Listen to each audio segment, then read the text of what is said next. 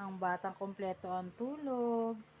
Pero sa sobrang kumpleto niya, hindi na naman ito magpapatulog. Malamang umaga na ito matutulog kasi po kagigising lang yan. Rich Jill! Hi!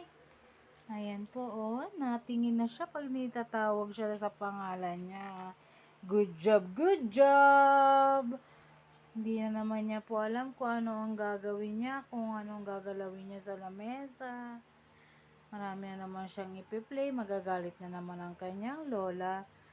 Kasi, kung saan-saan na naman niya ilalagay ang mga gamit. Nainom po siya, marunong na siyang humawak talaga ng baso mag-isa. Nag-iisip po yan kung bababa, pupunta sa kabilang kwarto. Rich Jill! Mata mo, Rich Jill! Ayan po ang batang makulit.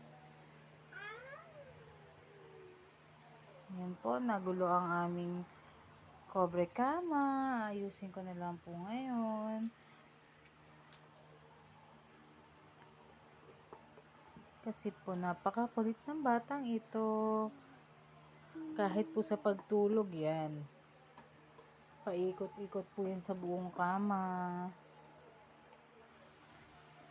Day off ko nga po pala ngayon. Kaya ayan.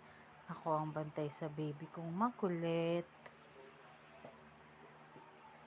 Natulog po siya ng 4 ng hapon. Then nagising siya 9 o'clock na ng gabi. Kaya aasahan ko na lagot ako.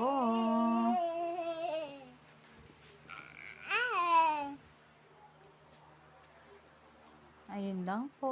Ayusin ko muna ang aming kwarto.